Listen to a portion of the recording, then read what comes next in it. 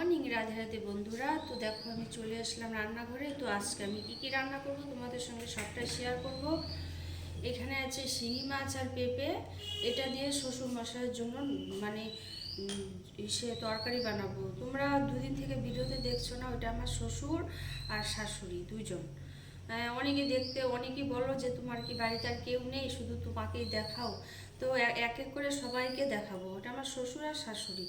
আর একটা বউ দেখছো, হচ্ছে আমার যা। আর এই যে শাক বানাবো।